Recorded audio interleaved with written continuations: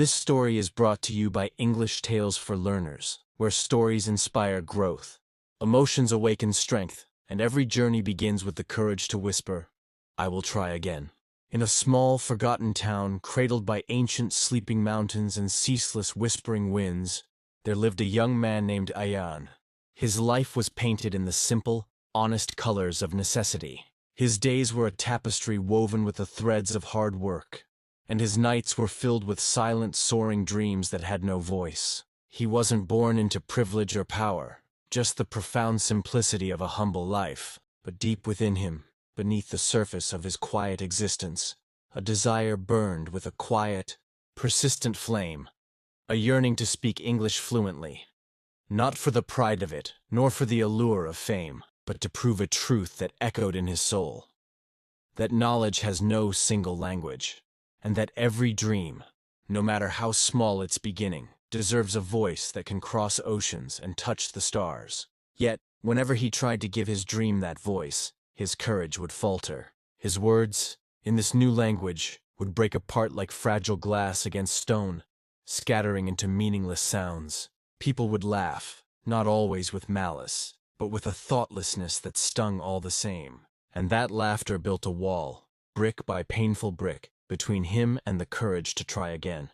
Until one evening, when the sky was painted in hues of orange and purple, destiny, in the gentle guise of an old, retired teacher named Mr. Farid, crossed his path, and from that single, fateful meeting under the generous shade of a mango tree, began the profound journey of the 5 doors. Door 1. Listening before speaking. Ayaan found Mr. Farid, as always, seated beneath the old mango tree, a fortress of wisdom in a world of rustling leaves. One day, his heart a drumbeat of fear and hope, Ayaan gathered the shattered pieces of his courage and asked, "Sir, how do I start speaking English fluently?" The old man looked up, his eyes holding the deep, quiet patience of the mountains themselves. He smiled, a gesture that was both gentle and powerful. "Mr. Farid, don't start by speaking, my boy. Start by listening. Before you learn to talk, you must learn to hear. You must let the language wash over you like the rain before you can learn to make your own clouds." The words confused Ayaan.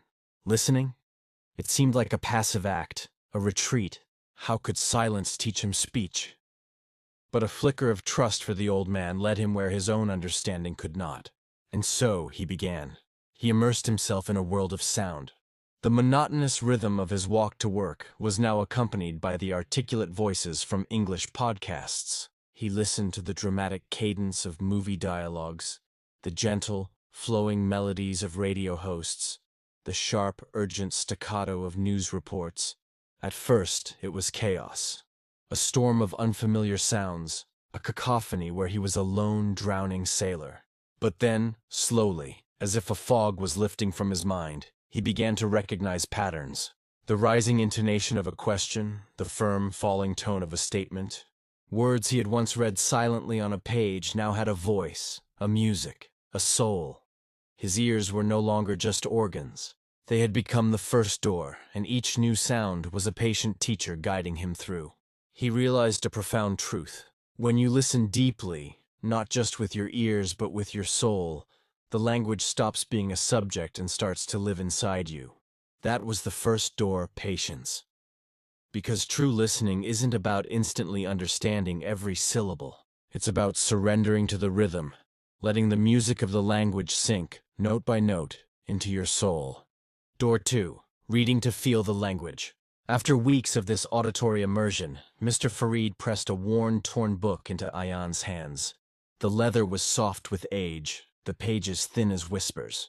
Miss Farid. Now, don't just read the words with your eyes. Feel them with your heart.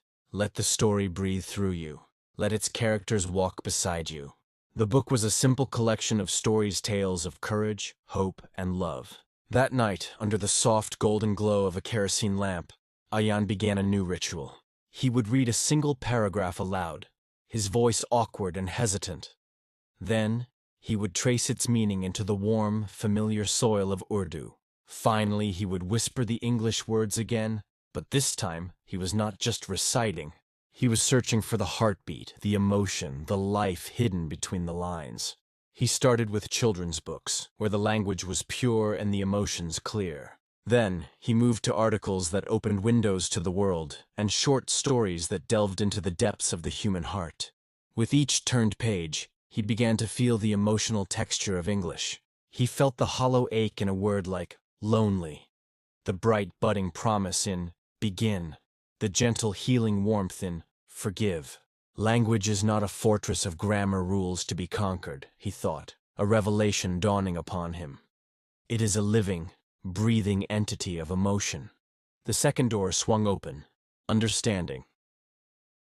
He saw that reading wasn't a mere exercise in collecting new vocabulary. It was an intimate act of learning how other people think, how they feel, how they dream and despair in another tongue.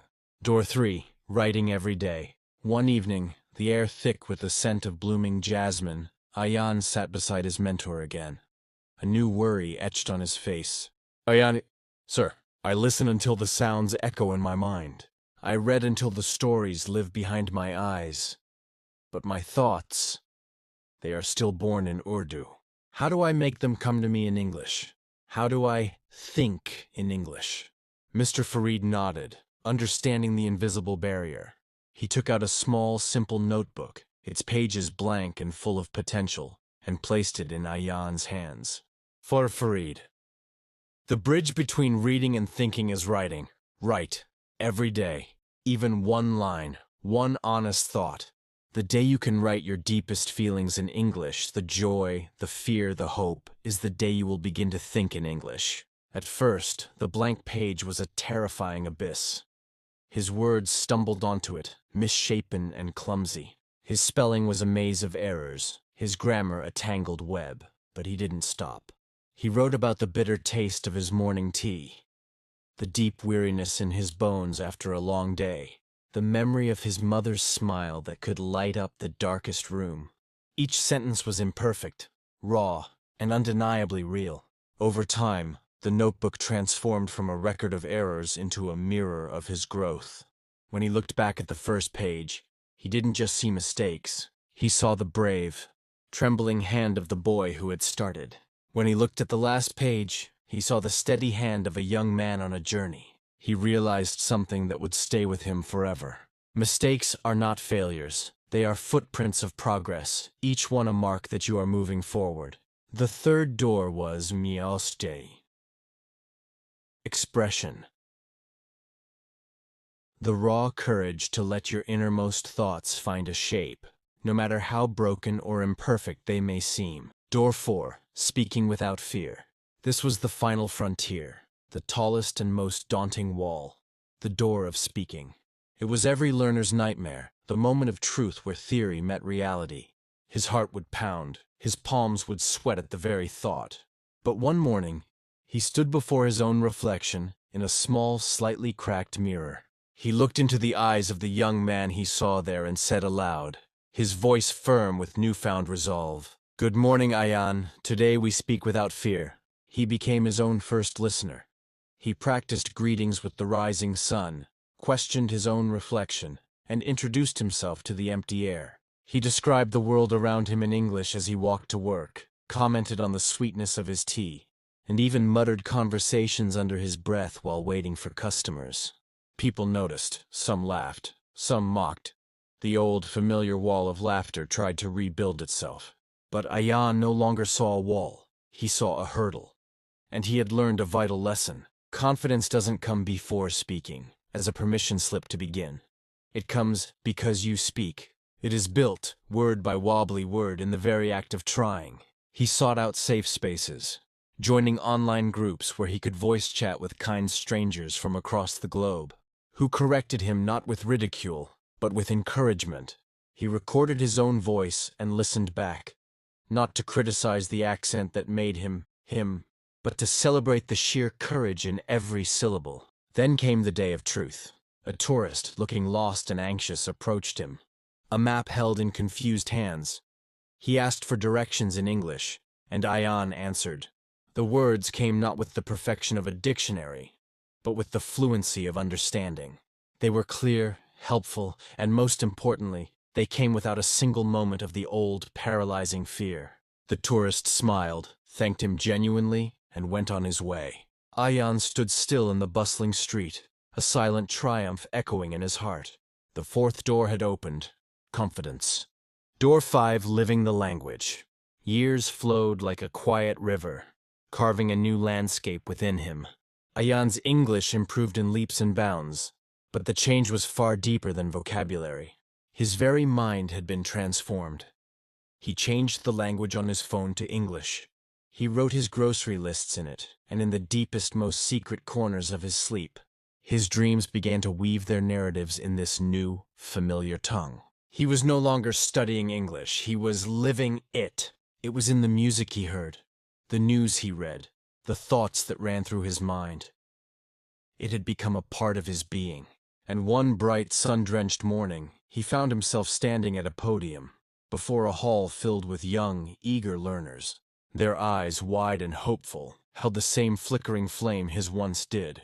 The same boy who once stuttered in the shadow of a mango tree was now a man, his voice strong, warm, and alive, filling the air with words that danced with conviction.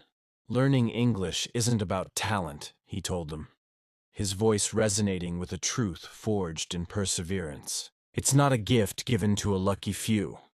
It is about patience, relentless practice, and an unshakable belief in yourself. These are the 5 doors. And when you finally, courageously, walk through the last one, you won't just find English waiting for you. You'll find a stronger, braver, more capable version of yourself. The 5th and final door, transformation, had opened, not just to a new language, but to a new life. So, dear listener, if Ayaan, with his simple beginnings and his wall of fear, could find the courage to open all 5 doors, so can you. Listen to us, let the language seep into your bones. Hidawa, let stories from other worlds become your own. Write. Give your thoughts a shape, however imperfect. Speak in me, let your voice be heard, however it trembles. Live war. Let the language become not a lesson, but a part of your life. Because English isn't just a subject to be mastered. It's a journey of self-discovery. And every word you speak, from the simplest to the most complex, is a step toward the destiny you are meant to claim. This was The 5 Doors, A Journey to Learning English. Subscribe to English Tales for Learners, where your story begins, not with perfection, but with a single courageous word.